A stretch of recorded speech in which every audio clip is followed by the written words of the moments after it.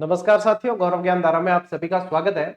आज का ये सेशन आने वाली अध्यापक भर्ती यानी कि रीट प्री के बाद में होने वाली रीट मेंस के लिए है। और चूंकि आग लगने पर कुआं नहीं खोदा जाता, तैयारी पहले की जाती है, तभी वो मेहनत परिणाम में बदल पाती है और सकारात्मक परिणाम में बदल पाती है।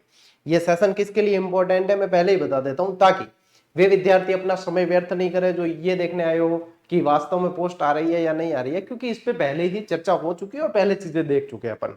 वही चीज बार बार नहीं दोहराई जाएगी।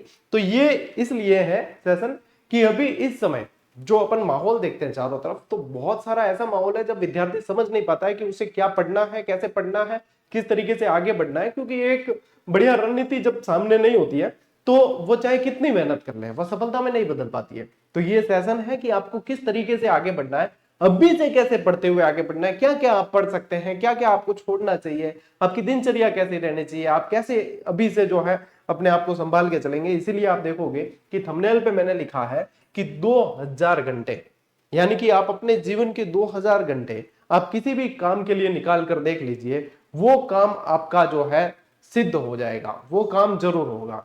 और 2000 घंटे यदि आप स्टडी कर लेते हैं प्रॉपर तरीके से, तो बहुत शानदार आप लोगों का रिजल्ट आएगा, और ये मैं विश्वास दिला सकता हूं। लेकिन वो 2000 घंटे प्रॉपर तरीके से रणनीति के साथ में यदि लगाए हैं तो आउटपुट बहुत शानदार आएगा। अब ये कैसे लगेंगे और किस तरीके से आगे बढ़ेंगे उसकी चर्चा करते हैं। तो ये तो मान के चले, आप देखो वैकेंसी आनी तय है ना। अब कई जने अभी असमंजस में है कि आएगी तब करेंगे, तो देखो कभी भी आग लगने पर कुआं नहीं खोदा जाता। अभी आप वरिष्ठ अध्यापक की तैयारी कर रहे हो तो वरिष्ठ अध्यापक का एग्जाम दे देना, स्कूल व्याख्याता की कर रहे हो तो स्कूल व्याख्याता की दे देना, और यदि आप ग्रेड 3 की कर रहे हो तो निश्चित रूप से वैकेंसी आगे आने वाली है।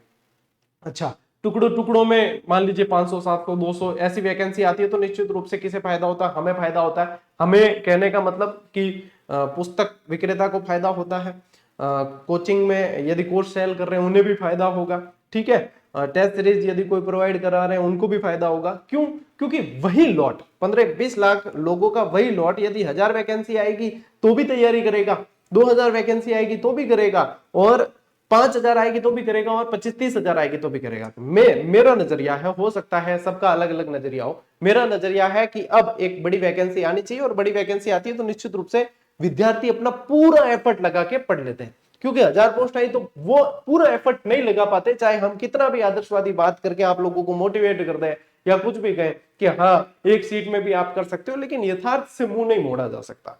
तो मैं ज्यादा आदर्शवादी तो बनने नहीं, मतलब कोशिश नहीं करूं, लेकिन मैं थन वास्तविक स्थिति बता दूं कि भाई जद अपार सामने संसाधन है, जद अपार सामने लक्ष्य है, जल्दी तैयारी कर सका। और अब निश्चित रूप से आप लोगों के सामने एक बड़ा लक्ष्य है और आने वाली वैकेंसी, तो उसको ध्यान में रखते हुए अपने जो है एक बार देख लेते हैं कि किस तरीके से आगे बढ़ा जाए।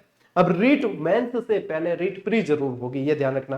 पात्रता परीक्षा में तो कोई दाव पेच ही नहीं है, पात्रता परीक्षा के तो सारे दाव पेच पहले क्लियर हो रखे हैं। तो पात्रता परीक्षा तो इनको समय स्लॉट फ्री देख के और करवानी है, तो वो तो आप लोगों की कोई समस्या है ही नहीं। तो वे विद्यार्थी जिनकी पात्रता क्लियर नहीं हुई थी उनके लिए, और जो नए विद्यार्थी हैं, तो वो सारे के सारे जो है पहले रीट प्री के लिए अपने आप को प्रिपेयर कर लें कि हाँ रीट प्री तो क्लियर करनी ही है, तब आप अध्यापक भर्ती की तरफ बढ़ सकते हैं। तो एक तो मैं परीक्षा पैटर्न बता देता हूं, फिर अपन बात करेंगे 2000 घंटे वाली इस चर्चा पे। तो देखो रीट दो तरीके से होता है एग्जाम, एक होता है L1 यानी लेवल 1, एक होता है लेवल 2। तो लेवल 1 वाले कौन से विद्यार्थी होते हैं? जो 12वीं पास आउट करके और डीएलएड करते हैं, जिसे पहले बीएसटीसी के नाम से जाना जाता था। तो 2 वर्ष का ये डिप्लोमा होता है, उसके बाद में वो प्रिपेयर करते हैं, तो वो लेवल 1 के अंदर टीचर बनते हैं, यानी कि वो कक्षा 1 से 5 तक पढ़ाते हैं, ठीक है। लेवल 1 की पोस्ट हमेशा देखते हैं तो लेवल 2 के इक्विवेलेंट ही आती है, कभी कभार कम ज्यादा हो जाती है। लेकिन लेवल 2 में क्या होता है कि पोस्ट सब्जेक्ट में डिवाइड हो जाती है, लेवल 1 में एक साथ आती है, तो लेवल 1 में सिलेक्शन के चांसेस ज्यादा रहते हैं। लेवल 1 का पेपर भी लेवल 2 से इजी आता है, लेकिन लास्ट जो वैकेंसी हुई है, लास्ट जो एग्जाम संपन्न हुए, उसमें लेवल 1 का थोड़ा कठिन आया था। तो देखो अब तो आप लोगों को प्रिपेयर तो कठिन के लिए ही रहना है, कठिन के लिए रहोगे तो सरल आराम से निकल जाएगा, और सरल का लेकर चलोगे और कठिन आया तो फिर आप संभाल नहीं पाओगे। तो देखो यहाँ पे क्या होता है, दो तरीके से आप लोगों को समझना है। एक तो होती है प्री परीक्षा, जिसके अंदर आपको 60% मार्क्स लाने हैं, उसके बाद ही आप ये मेंस यानी कि अध्यापक भर्ती परीक्षा में बैठ पाते हैं। यदि प्री क्लियर नहीं है तो आप इसके लिए एलिजिबल नहीं है। तो प्री में क्या है, बिल्कुल सिंपल सी थ्योरी है कि 30 मार्क्स का आपके आता है बाल मनोविज्ञान, है ना, और 30 मार्क्स की दो दो लैंग्वेज आती है, 30-30 की, एक प्रथम भाषा एक द्वितीय भाषा। प्रथम भाषा और द्वितीय भाषा आप चूज कर सकते हो अपने हिसाब से, ठीक है, अपने हिसाब से आप चूज कर सकते हो। भाषाओं के अंदर जो आप लोगों की ज्यादातर आता है ग्रामेटिकल पोर्शन आता है, यानी कि व्याकरणिक चीजें पूछी जाती है। तो ये बहुत शानदार 90 नंबर है। और L1 वालों के लिए 30 मार्क्स के आते हैं गणित के सवाल और 30 मार्क्स के आते हैं ईवीएस यानी कि पर्यावरण अध्ययन के सवाल। टोटल होते हैं आपके 150 नंबर का पेपर होता है।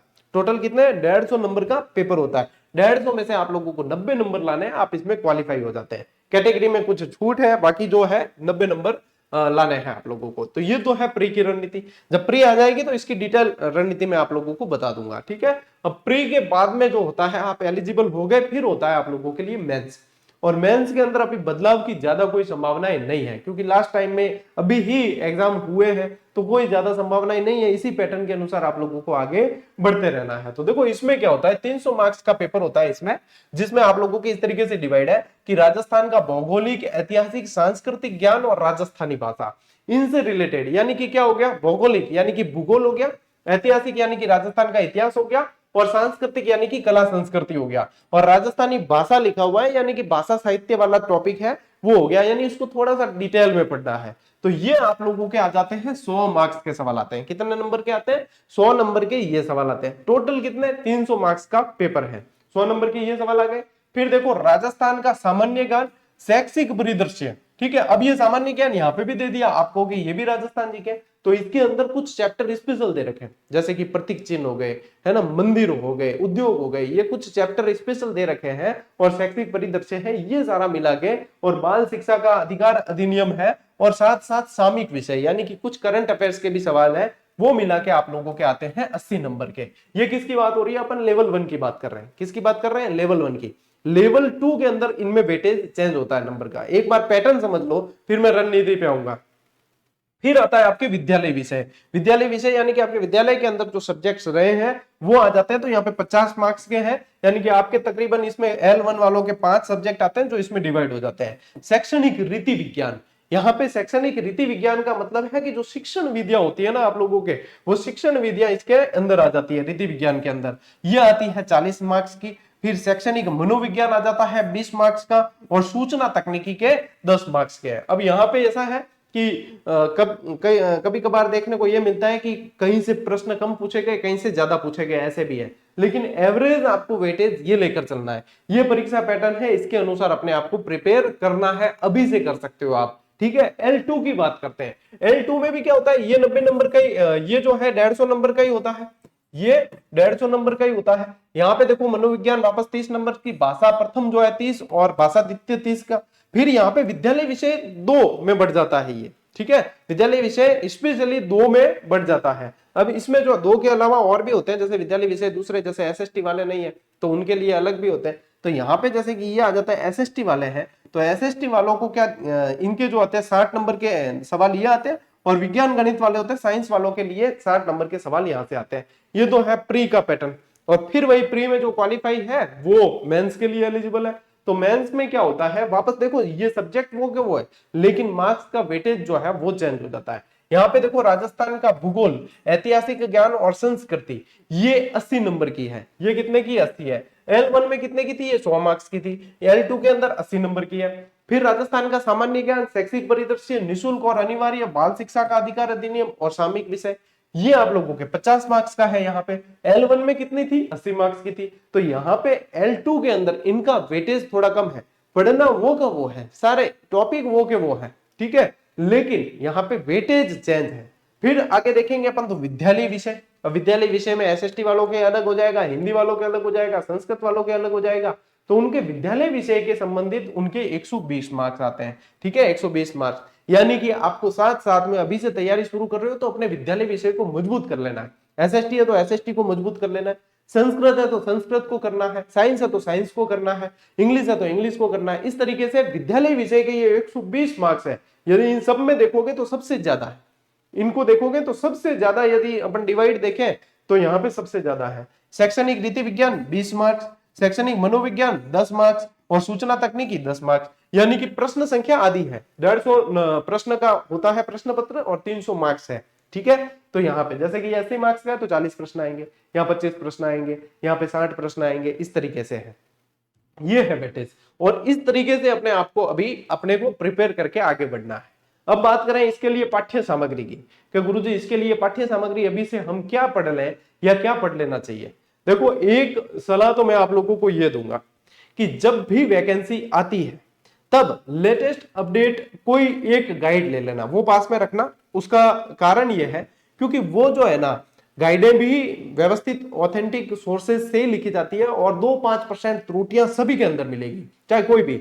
मैं मेरी गाइड का नहीं कह रहा हूं, कोई भी जो आपके पैटर्न के अनुसार जो आपको अच्छी लगे वो एक गाइड रखना, बाकी ज्यादा नहीं। ऐसा नहीं कि एक इन गुरुजी की, एक इन गुरुजी की, ज्यादा नहीं, एक रखना ताकि आपको सिलेबस के अनुसार चलने में मदद हो और पैटर्न पता चले कि हाँ इस पैटर्न से हमें आगे बढ़ना है, और एक वो रहता भी है कि हाँ इसको कंप्लीट करना है। उसके अलावा मैं आप लोगों को बता देता हूं कि यहाँ से आप क्या क्या पढ़ सकते हैं, क्योंकि मेरी अभी लगातार टॉपर्स से और इनसे सिलेक्शन वालों से चर्चा चलती है, आप लोग देखते हो पॉडकास्ट के जरिए भी मैं ये जानने की कोशिश करता हूं कि उन्होंने क्या पढ़ा है, कैसे पढ़ा है, तो वो अपने हेल्प आ सके कि जो आने वाले विद्यार्थी हैं वो उनको देखकर सीख सके, और मैं भी बता सकूं कि भैया अभी के ट्रेंड के अनुसार इन्होंने सिलेक्शन लिया, ये इस तरीके से इन्होंने ये चीजें पढ़ी है।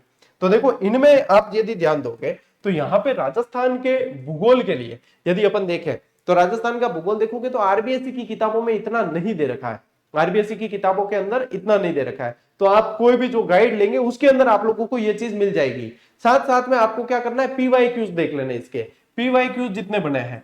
पीवाईक्यूज में क्या होता है, कोई भी ऑब्जेक्टिव किताब होती है उसके अंदर पीवाईक्यूज मिल जाएंगे, उसमें उनकी व्याख्या भी होती है तो उसका डिटेल मिल जाती है। इससे क्या होगा कि उस गाइड के अंदर मान लीजिए जो मैटर मिला है उसके अलावा आपके पीवाईक्यूज है, फिर आप जैसे रूटीन में चलोगे तो आप लोगों को और भी चीजें जो है मिल जाएगी। अब आपके पास में समय है तो मैं ये आपको कह दूं कि एच एन सक्सेना पढ़ लेना, जैसे कि राजस्थान भूगोल के लिए तो एच एन सक्सेना पढ़ तो लोगे, कंसेप्ट काफी अच्छे से क्लियर हो जाएगा, लेकिन वो एग्जाम अप्रोच के अनुसार जो चीजें हैं वो उसमें कई काफी सारी मिसिंग है।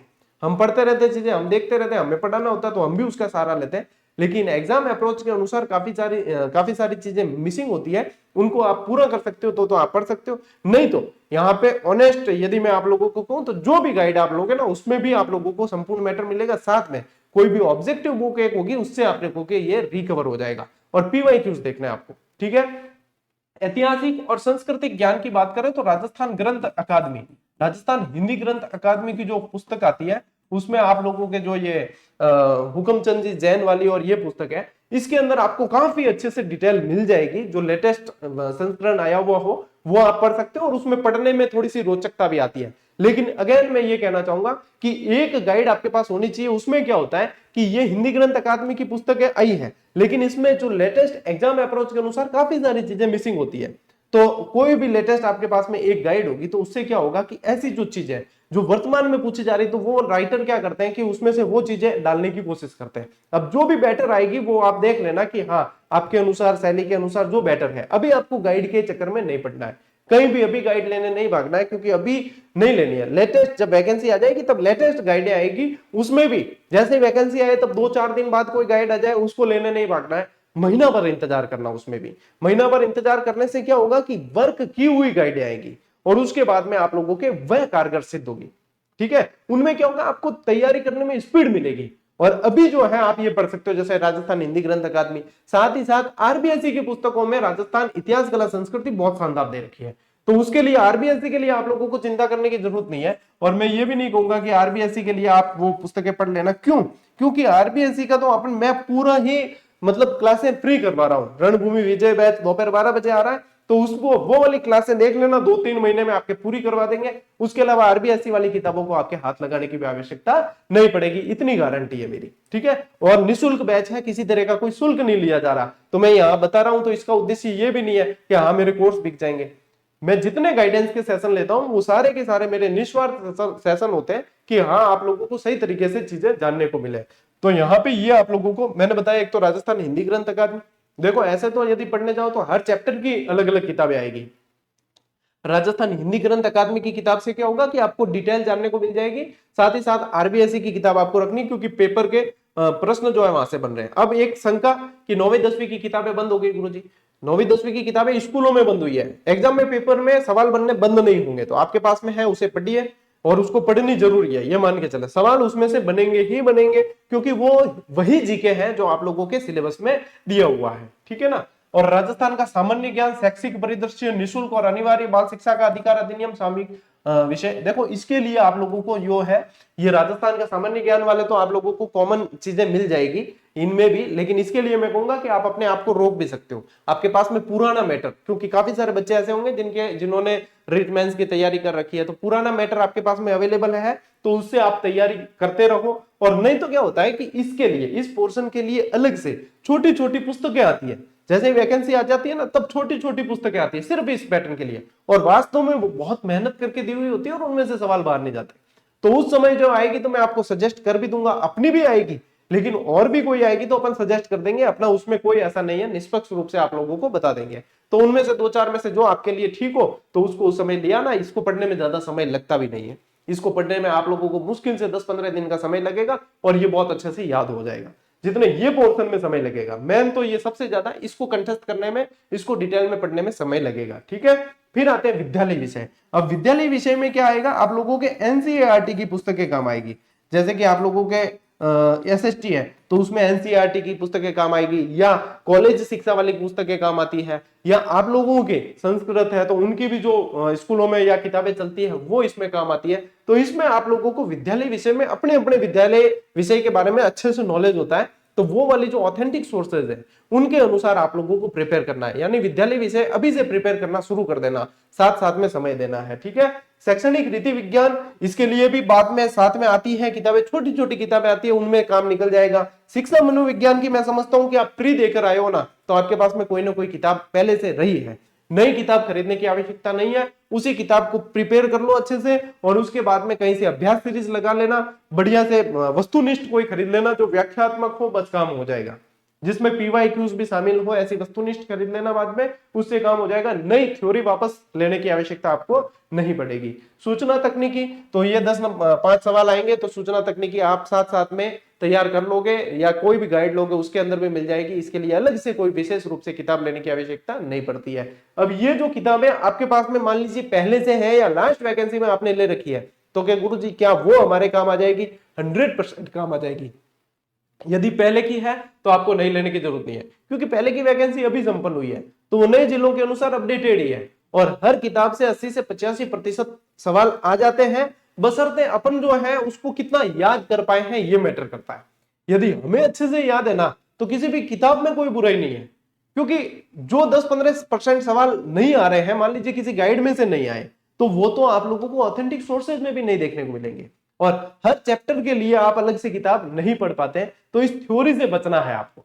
मैं कुल मिला के ये कहना चाहता हूं कि लिमिटेड कंटेंट के साथ में आगे बढ़ना, अति से बचना है, क्योंकि ये जो 40% भी नहीं ला पा रहे ना ये बच्चे एग्जाम में, वो अति के शिकार हुए हैं। और ये मैं खुद नहीं कह रहा हूं, मैंने जो सिलेक्शन हुए हैं बच्चे उनसे जाना है, और वही तरीके आप लोगों को बता रहा हूं। अब मैं आता हूं 2000 घंटे वाले मास्टर प्लान पे, कि 2000 घंटे का जो मास्टर प्लान है वो कैसे काम करेगा। अब मान लीजिए कि एक दिन के आप पढ़ने के लिए 10 घंटे निकाल रहे हो। देखो सबसे पहली बात कि पढ़ने में घंटे मैटर नहीं करते, ऐसे मान के नहीं बैठना है कि हाँ 10 घंटे पढ़ना है, घंटे मैटर नहीं करते। आप कोई 5-6 घंटे में पढ़ लेता है उतनी चीजें, कोई 10 घंटे में उतनी चीजें पढ़ पाता है, तो घंटे मैटर नहीं करते, लेकिन एक ऑन एन एवरेज अपन लेके चले कि कितना लगभग जो है अपने एफिशिएंसी के साथ में पढ़ सकते हैं, जो हमने अंदर ग्रहण किया है वो कितना है। तो मान लीजिए कि आप एक दिन के 10 घंटे देते, 6 महीने में कितने दिन हुए? 180 दिन हुए तकरीबन। 31 वाला महीना जो है वो एक बार निकालो आप, 180 दिन हुए, प्रतिदिन 10 घंटे देते हो तो 1800 घंटे होते हैं। कितने होते हैं? 1800। 6 महीने यदि कोई विद्यार्थी बिल्कुल समर्पित होके 10 घंटे दे देना अपनी स्टडी को, मैं समझता हूं कि वो कोई भी एग्जाम क्रैक कर लेगा, क्योंकि इस दरमियान हर रोज वो अपने 10 घंटे दे रहा है, तो उसकी समझ इतनी विकसित हो जाती है, उसकी सीटिंग पावर इतनी बढ़ जाती है, वो अपने आप को समझने लग जाता है, वो कंटेंट को समझने लग जाता है, वो क्या सही है क्या गलत है उसको समझने लग जाता है, उसका मानसिक विकास बहुत बढ़िया हो जाता है उस समय। तो वो अपने आप निर्णय ले पाता है कि क्या है क्या नहीं है, क्या सही है क्या गलत है। तो उस समय मैं कह रहा हूं कि आपने डेडिकेटेड होके आपने 10 घंटे प्रतिदिन दे दिए, यानी कि 1800 घंटे दिए, तो क्या गुरुजी आपने 2000 घंटे बताया, 200 घंटे मैं एक्स्ट्रा मान रहा हूं, क्योंकि इस समय इतनी समझ विकसित हो जाती है कि जो विद्यार्थी 10 घंटे पढ़ने के लिए बैठा है वो कब 13-14 घंटे पढ़ने लगता है उसे खुद पता नहीं चलता। तो ये है कि मतलब 2000 घंटे भी मानोगे तो मान लीजिए कि 7 महीने आप डेडिकेटेड होके बैठ जाओ, मैं गारंटी लेता हूं कि आपने अगर तन्मयता के साथ में तैयारी की है, सिलेक्शन आपका ही है। क्योंकि इतनी शिद्दत किसी के अंदर नहीं, इतनी नियमितता किसी के अंदर नहीं है, इतनी नियमितता नहीं है, लेकिन नियमित होने के साथ साथ संयमित होना बहुत जरूरी है, यह ध्यान रखना। अनुशासित जो जितना रहेगा वही उतना लक्ष्य को प्राप्त कर पाएगा। तो यहाँ पे क्या होता है कि सबसे पहला चरण आप लोगों के लिए क्या है, प्रिंटेड सिलेबस होना चाहिए। सिलेबस लास्ट वैकेंसी का भी प्रिंट करके रख लोगे तो बढ़िया है। प्रिंटेड सिलेबस में ये होगा कि जैसे ही चैप्टर पढ़ा है आप उसको टिक कर सकते हो कि हाँ ये मेरा कंप्लीट है। प्रिंटेड सिलेबस बार बार देख सकते हो। तो इससे क्या फायदा होगा, मोबाइल बार बार हाथ में लेने की आवश्यकता नहीं पड़ेगी, क्योंकि मोबाइल हाथ में लिया तो समय कब निकल गया पता ही नहीं चला। तो प्रिंटेड सिलेबस होना चाहिए ताकि मोबाइल साइड में है और आप आराम से जो है उसके अनुसार आप लोगों के पढ़ते रहोगे। तो सबसे पहला चरण यह है। उसके बाद में होना चाहिए साथियों क्लियर फोकस। आपका जो है फोकस क्लियर होना चाहिए। देखो बिना फोकस क्लियर किए तो फोटो भी अच्छे से कैप्चर नहीं की जा सकती, तो परिणाम कैसे बढ़िया आ सकता है। इसलिए फोकस एकदम क्लियर होना चाहिए, परिणाम बेहतर नहीं बेहतरीन आएंगे, आप देख लेना। तो इसलिए ध्यान रखें कि ये अपना फोकस है ना अपने लक्ष्य पे एकदम क्लियर होना चाहिए। जब एकदम क्लियर है कि हमें सिर्फ और सिर्फ हमारा लक्ष्य दिख रहा है, तो फिर और कोई किसी तरह का डिस्ट्रैक्शन आप लोगों के बीच में आ ही नहीं सकता जो आपको आपके लक्ष्य से विचलित करे। तो बेस्ट है कि आपका फोकस एकदम क्लियर हो। उसके बाद फिर क्या होगा, लिमिटेड किताबें। अब ज्यादातर असफल जो हुए हैं विद्यार्थी, उन्होंने गलती ये की कि बहुत ज्यादा पढ़ा, अति, और अति के चक्कर में 40% नहीं बने। बताइए, तो लिमिटेड किताबें, एक गाइड ले लो, एक एक किताब मान लीजिए कि आप जो है साथ में सब्जेक्ट से रिलेटेड और ले ली। अति नहीं करनी। अति का मतलब है कि जैसे ऑब्जेक्टिव किताब आई तो आप ऑब्जेक्टिव किताब भी 2-3 ले आए, या आप राजस्थान भूगोल की भी 2-3 किताबें ले आए, ऐसा नहीं करना। एक रखो, साथ में अन्य छोटी किताब रख सकते हो, एक गाइड रखनी, उसके साथ में एक एक सब्जेक्ट की एक अन्य रख सकते हो। उसमें पता रहता है आप लोगों को कि आपने क्या मैटर पढ़ा, कौन सा मैटर कहां दिया हुआ है, याद ज्यादा होता है, रिवीजन ज्यादा बार होता है। अति के चक्कर में बाद में मैनेज नहीं हो पाता और वह व्यक्ति बिखर के रह जाता है। तो लिमिटेड किताबें पढ़नी है, ठीक है, ध्यान रखना ये रणनीति के पॉइंट। लिमिटेड शिक्षक होने चाहिए, ज्यादा शिक्षक भी काम के नहीं है भाई, जीके वो है। पढ़ाना मतलब यूं है कि पढ़ना था नहीं है, कोई भी टीचर घोलन नहीं पावे, जिनकी शैली बढ़िया लग रही है कि हाँ इनका पढ़ाया हुआ मुझे याद हो रहा है और मुझे लगता है कि ये बिल्कुल सही पढ़ाते हैं, इनके पढ़ाए हुए में से सवाल आ जाते हैं, बस उन शिक्षक से पढ़ लिया। आजकल तो यूट्यूब पे भी बहुत मिल जाएंगे, आपको पेड कोर्स तक की जरूरत नहीं होती। तो लिमिटेड शिक्षक होने चाहिए जिनका गाइडेंस भी आप लोगों के काम करे, ठीक है। ऐसा नहीं है कि बहुत सारे आप जो जितने हैं सब शिक्षकों को देख रहे, तो फिर क्या होता है आपके अंदर एक भाव आता है, आप उन शिक्षकों की आपस में तुलना करने लग जाते हैं और फलाने की बात फलानी जगह, यहाँ की बात वहां चिपकाने लग जाते हैं और इसमें समय निकल जाता है। नुकसान किसका होता है, शिक्षक का कभी नुकसान नहीं होता, आप लोगों का नुकसान होता है। तो लिमिटेड शिक्षक यानी कि लिमिटेड ही मार्गदर्शक होने चाहिए आप लोगों के, ये भी ध्यान रखना है। लिमिटेड दोस्त, ये बहुत जरूरी है। एक कमरे में मान लीजिए कि एक विद्यार्थी है तो इतना ध्यान फोकस नहीं हो पाता है, वो इतना ढंग से नहीं पढ़ पाता, लेकिन 2 विद्यार्थी है बहुत अच्छे से पढ़ सकते हैं और बातें बहुत कम होती है। डिस्कशन भी होगा तो हेल्दी डिस्कशन होगा, स्टडी से रिलेटेड होगा। और तीसरे को बुला लीजिए आप, तो तीसरा जैसे ही आ गया तो मान लीजिए कि पढ़ाई हो गई चौपट, फिर हंसी मजाक ठिठोली चलेगी, वो होगी। तो कभी भी रूम में भी रहकर तैयारी करते हो तो 2 रहो, आपको लगेगा कि हम तो 3 भी मैनेज कर सकते, कर लेंगे, खर्चा डिवाइड हो जाएगा, हमारा खर्चा बच जाएगा। लेकिन क्षणिक थोड़े से खर्चे को बचाने के लिए आप लोग जो है अपने स्वर्णिम भविष्य के साथ में समझौता मत कर लेना। इसलिए लिमिटेड, कभी भी जोड़ी बनाओ, 2-2 के जोड़े बनाओ, उसमें पढ़ो। रूम में रहते हो कहीं भी तो 2 जने रहो, बहुत बढ़िया पढ़ाई होगी। तीसरा आवे भी तो कहना कि तू दूसरा जोड़ देख ले भाई, तीसरी जगह नहीं है। जब भी कोई तीसरा बीच में आ जाता है तो संबंध खराब होते हैं, तो अपने यहां पे भी पढ़ाई खराब हो जाएगी, ये ध्यान रखना, ठीक है। लिमिटेड सलाह, मार्गदर्शन की बहुत ज्यादा आती है, यूट्यूब है, हर व्यक्ति चाहता है कि मेरे व्यूज अच्छे आए, हर व्यक्ति चाहता है मैं फेमस हो जाऊं, हर व्यक्ति चाहता है मुझे पूछा जाए, हर व्यक्ति चाहता है कि मुझे लोग देखें, और इस चक्कर में तरह तरह की सलाह मार्केट में आ जाती है। ऐसे करो वैसे करो, फलाना टीम का। एक बार रणनीति बना दी लिमिटेड सलाह के साथ में, उसके बाद में सलाहकारों को सबको साइड में, मुझे भी साइड कर देना आप, सलाहकारों को सबको साइड में, और फिर सिर्फ और सिर्फ करना है पढ़ाई। और आपका स्टडी मैटर है, आपका कंटेंट है, वही आप लोगों के काम आएगा, सलाहकार काम नहीं आने वाले, ठीक है। सलाहकार फेमस जरूर हो जाए पर सिलेक्शन में काम इतना नहीं आना है। हाँ, लिमिटेड जो व्यवस्थित तरीके से सलाह आपने देख ली कि हाँ ये रणनीति है, इसके अनुसार फिर बस। और ज्यादा के चक्कर में पड़ोगे, फलाने दिन क्या कहा, ढिकन दिन क्या कहा, तो सब गुड़ गोबर हो जाएगा, फिर गड़बड़ हो जाएगी। ठीक है, और क्या करना है, अनलिमिटेड एफर्ट। ये सारी चीजें लिमिट में, लेकिन एफर्ट के मामले में लिमिट नहीं, इसके बाद में अनलिमिटेड होना चाहिए। आप पढ़ते पढ़ते कब सो गए आप लोगों को पता नहीं होना चाहिए, आपकी पढ़ने के प्रति दीवानगी होनी चाहिए। ऐसा लगना चाहिए कि 24 घंटे में से मान लीजिए आपके जो पढ़ने के घंटे हैं उसमें से 2-4 घंटे खराब हो गए तो मन में बेचैनी होनी चाहिए कि आज खराब क्यों हो गए मेरे, ये समय में कैसे कवर करूंगा। जब ये चीज, ये भाव आपके मन में आने लगेगा, फिर पढ़ाई करने का इतना मजा आएगा, आप लोगों को लगेगा ये तो जुनून है, ये तो जुनून है, वही अच्छा लगेगा सब कुछ, पढ़ाई के अलावा फिर कोई अच्छा नहीं लगेगा आप लोग। ये दौर हमने निकाला है, इसलिए बहुत अच्छे से हम इस चीज को एक्सप्लेन कर सकते हैं कि ये चीज ऐसे है। तो एफर्ट के मामले में कभी भी लिमिट नहीं होनी चाहिए, एफर्ट अनलिमिटेड होना चाहिए। देखो, अपने आप को झोंकने का, मेहनत करने का यही समय है। ऐसा नहीं है कि आप लगातार 10-15 साल तक मेहनत करते चले जाएंगे और जो है आपकी परिस्थितियां ऐसी रहेगी, नहीं होगा।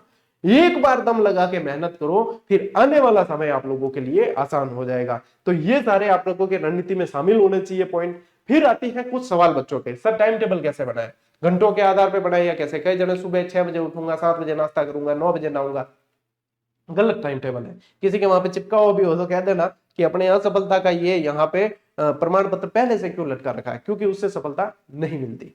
टाइम टेबल आप अपने मतलब घंटों के हिसाब से नहीं बनाना, सब्जेक्ट के हिसाब से बनाओ कि आपको दिन में 2 सब्जेक्ट पढ़ने, 3 पढ़ने, कौन से पढ़ने, उसमें से टॉपिक सिलेक्ट करो कि हाँ ये टॉपिक पढ़ने। जब तक क्लियर नहीं होते तब तक सोना ही नहीं है, बस डेली टारगेट के आधार पे टाइम टेबल बनाओ, है ना। ये है। अब टाइम टेबल का मतलब ये नहीं, अब मान लीजिए सुबह 9 बजे का आपके कोई टाइम टेबल में कोई टाइम डाल रखा है और उस समय कोई दूसरी चीज हो गई, काम आ गया या कुछ भी हुआ, तो वो वाला सब्जेक्ट आप पढ़ोगे नहीं क्या। कभी भी ऐसे टाइम टेबल नहीं बनाना है। टाइम टेबल बनाओ अपने सब्जेक्ट के हिसाब से कि मुझे इन दिनों में ये इस जो है ये वाले सब्जेक्ट के ये टॉपिक पढ़ लेना है।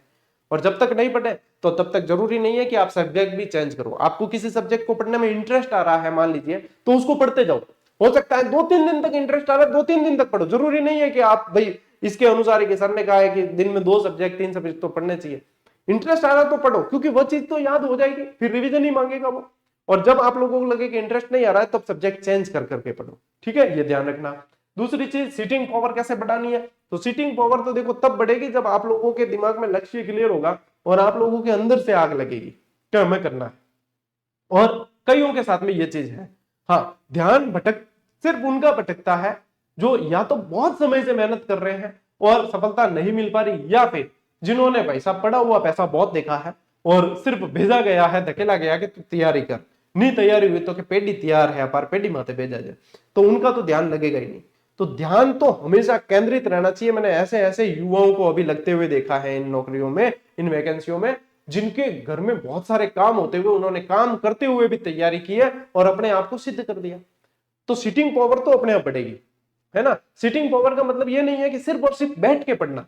सिटिंग पावर का मतलब है पढ़ना, चाहे आप लेट के पढ़ो, चाहे आप बैठ के पढ़ो, चाहे आप चल के पढ़ो, चाहे आप कैसे भी पढ़ो, लेकिन इसका मतलब होता है पढ़ना। आपने किताबों के साथ कितना समय बिताया है, वो है आप लोगों का सिटिंग पावर। और वो तभी बढ़ सकता है जब आप किताबों से प्रेम करने लगोगे, जब आप अपना आउटपुट जो है चाहने लगोगे, तब जाके सिटिंग पावर अपने आप बढ़ेगा। किसी से पूछने की आवश्यकता नहीं पड़ेगी कि सिटिंग पावर कैसे बढ़ाए। ठीक है, लाइब्रेरी जाए या घर पर पढ़े, ये यक्ष प्रश्न आता है। तो देखो, लाइब्रेरी कल्चर अभी चल रहा है, अच्छा है, एक माहौल मिलता है पढ़ने का। लेकिन यदि किसी के घर में कमरा है, सेपरेट है, और आप पढ़ सकते हो, लाइब्रेरी में भी क्या है, वहां पे आपको सेपरेट बैठ के पढ़ने को मिलता है। सिर्फ अगर इंटरनेट चलाने के लिए जाते हो लाइब्रेरी, तो लाइब्रेरी मत जाना। क्यों, इंटरनेट चलाने के चक्कर में जाओगे तो उल्टा समय वहां पे व्यर्थ करोगे।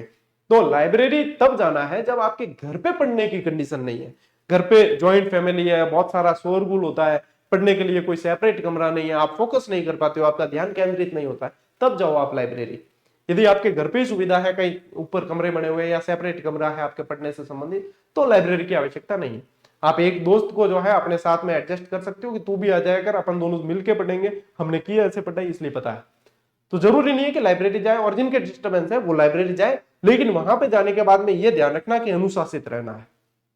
वहां अब डिस्ट्रैक्शन ज्यादा है, वहां आप प्रेम प्रसंग करने नहीं जा रहे हैं, वहां आप हंसी टिटोली करने नहीं जा रहे हैं, वहां आप टाइम पास करने नहीं जा रहे हैं। आप सिर्फ और सिर्फ पढ़ने जा रहे हैं और आप अपने टारगेट को लेकर जाएं, वो टारगेट पूरा करें, तभी आपको वापस आना है। ठीक है, कोचिंग करें या सेल्फ, ये भी प्रश्न है। तो देखो, यदि कोई नए बच्चे हैं बिल्कुल, जिन्हें पता ही नहीं चल रहा है कि तैयारी कैसे शुरू करनी है, माहौल क्या होता है, किस तरीके पेपर बनते हैं, कैसे नहीं, तो उन्हें एक बार कोचिंग कर लेनी चाहिए। अच्छा, मैं ये भी नहीं कहूंगा मैं फ्री पढ़ाता हूं तो इसका मतलब कि कोचिंग खराब करती है या कोचिंग खराब है। कोचिंग भी विद्यार्थियों की जरूरत ही है। ठीक है, तो जिनको जरूरत है उनको कोचिंग से सुविधा मिलेगी। तो जो फ्रेशर्स है, जिनको पता ही नहीं चल रहा है, माहौल नहीं मिल पा रहा है, वो कोचिंग जाए और अपने आप एक बार चले गए। ऐसा नहीं है बैक टू बैक जाते ही रहे या लाइफ टाइम प्लान ज्वाइन कर रहे हैं, आपके लाइफ टाइम फ्री है, ये सिर्फ ये लोग लुभावनी बातें होती है। लाइफ टाइम के आपको सिर्फ कोचिंग ही करनी है। इतना अपने ऊपर विश्वास नहीं है क्या कि आप एक बार कोचिंग करके बाद में सेल्फ स्टडी से निकाल लोगे? तो कोचिंग एक बार मार्गदर्शन के लिए होती है, उसके बाद में आपको सेल्फ स्टडी करनी होती है। 3-4 महीने में बैच पूरा हो गया, फिर लगो सेल्फ स्टडी पे। एक बार कर ली कोचिंग, पता चल गया क्या कैसे है, अपनी स्थिति भी पता चल गई, फिर सेल्फ स्टडी ही आप लोगों के काम आएगी। अच्छा, कोचिंग जाने वालों को भी सेल्फ स्टडी करनी ही है। कोचिंग वाले बोल के नहीं पिलाएंगे, वो सिर्फ माहौल देंगे, मार्गदर्शन देंगे। फिर आती है नोट्स बनाए या बुक्स। देखो, खुद के बनाए हुए नोट्स की कोई तोड़ नहीं है। आप बुक्स पढ़ने बैठे, आपके पास में, आप यदि नोट्स बनाकर नहीं पढ़ते हैं तो आप अंडरलाइन करो या हाईलाइटर लेके बैठो कि वो चीज, क्योंकि नोट्स का भी काम क्या होता है, अंतिम समय में रिवीजन करना। और बुक का भी काम, यदि आप हाईलाइट करते हो, अंडरलाइन करते हो, तो अंतिम समय में रिवीजन बहुत अच्छे से आप लोगों का हो जाता है। हाँ, ये होता है कि नोट्स में क्या होता है कि एक ही चैप्टर के अंदर अपन ने बहुत सारे अलग अलग सोर्सेज से भी मैटर उतार रखा होता है, तो आप यही चीज बुक में भी कर सकते हो। ये मैंने एक वीडियो बना के बताया भी, एक चिट लगा के आप उसी बुक को तैयार कर सकते हो। तो कुल मिला के आप जब तक उस कंटेंट पे मेहनत नहीं करोगे तब तक वो आउटपुट नहीं देगा, चाहे अब आप लिख के करो या पुस्तक में करो। लेकिन आपको जो है पता होना चाहिए कि ये इसमें से मेन पॉइंट है, ये हाईलाइटेड इसको करना है, इसको अंडरलाइन करना है, यहां से ये रिवीजन के योग्य ये है, इस पॉइंट को रिवीजन किया तो पूरा चैप्टर रिवीजन हो जाएगा, इसका सार ये है, वो पता चल गया तो आपके सेल्फ नोट्स तैयार हो गए। और खुद के हाथ के बने हुए नोट्स की कोई होड़ नहीं होती। मैंने बहुत जो है कम समय के अंदर, मैं कहूंगा मैंने आपको एक तरीके से पूरी रूपरेखा बता दी कि आप लोगों को तैयारी करके आगे कैसे बढ़ना है इसके माध्यम से। अब बात करते हैं कि सर क्या आपकी क्लासेस आएगी? तो देखो, अभी जो पढ़ना चाहते तो मैंने रीट मेंस की क्लासेस ऑलरेडी कई बार दी है, तो आप जाके और यूट्यूब चैनल से आप देख सकते हो, और प्ले लिस्टें बनी हुई है सबकी। तो आप जो भी चैप्टर भी यदि देखना चाहो तो चैप्टर नाम लिखो, सर्च आगे जीजीडी लिख के सर्च करो, आ जाएगा। तो एक तो ये तरीका है, प्ले लिस्ट से देख लो, ये क्लासेस ऑलरेडी दे रखी है। हाँ, जब नई वैकेंसी आ जाएगी तब मैं फ्रेश क्लासेस आप लोगों को दूंगा, 100% दूंगा, ये मान के चले। लेकिन वो कब कि नई वैकेंसी आ जाएगी, अपने वैकेंसी सामने आ गई फिर मैं दूंगा। प्री आएगी तो प्री की भी दूंगा, मेंस आएगी मेंस की भी दूंगा। ये रीट तो अपनी मतलब मुख्य स्ट्रीम रही है मेरे पास। जितने ज्यादातर मतलब राजस्थान के पूरे शिक्षक भर्ती की तैयारी करने वाले बच्चे जीजीडी से जुड़े हुए हैं और जीजीडी से पढ़ते हैं। और उस समय जब वो तैयारी होती है ना, जब ये वैकेंसी अध्यापक भर्ती वाली आई होती है, तो वहां चारों तरफ एक ही नाम चलता है अपना। ये अतिशोक्ति या बड़बोलेपन में कही हुई बात नहीं है, ये मेरे लिए और जीजीडी से जुड़े हर विद्यार्थी के लिए गर्व की बात है कि इसको हमने कमाया है, इस चीज को हमने कमाया है। तो बस यही है, निःशुल्क बैच आप लोगों के लिए 100% आएगा जब वैकेंसी आ जाएगी तब। उससे पहले भी आप लोगों के पढ़ने की व्यवस्था कर रखी है, कई पैसे खर्च करने की आवश्यकता नहीं है। आप उन्हें देखो, क्लासेस को याद करो और आप प्रिपेयर हो जाओ। मैं चाहता हूं कि वैकेंसी आने से पहले आप लोगों के लगभग 70 से 80% सिलेबस कवर हो जाए, इसीलिए ये वीडियो अभी बना रहा हूं मैं।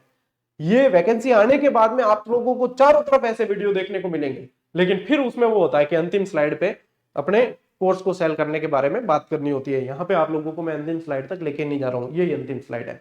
तो बस जो बात है वो यही है कि जब तक आप अपने आप को झोंकोगे नहीं तब तक वह आउटपुट आएगा नहीं, और इसके लिए अब कोई मोहरत दिखाने की आवश्यकता नहीं है। यही चीज है, आप लोगों को अपने जीवन के महत्वपूर्ण 2000 घंटे का इन्वेस्ट करना है, और ये इन्वेस्ट आपने कर लिया तो उसके बाद में आप लोगों के आने वाले 40 से 50 साल बहुत स्वर्णिम रहने वाले हैं। आप लोगों को दर दर की ठोकरें नहीं खानी पड़ेगी, आप लोगों को जो है लोगों के मुंह नहीं देखने पड़ेंगे।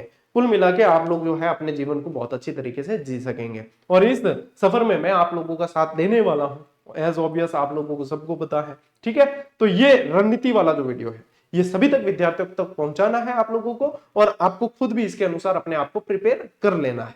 बाकी चर्चाएं अपनी चलती रहेगी, और भी कोई जरूरत पड़ेगी आप लोगों को किसी सेशन की तो मैं जरूर दूंगा। बाकी अभी से अपने आप को प्रिपेयर कर लीजिए। तो मेरी तरफ से शुभकामनाएं हैं। आज के इस वीडियो में साथियों इतना ही। अब मिलते हैं अपन अगले वीडियो में, अगले सेशन में। तब तक के लिए राम राम, जय हिंद।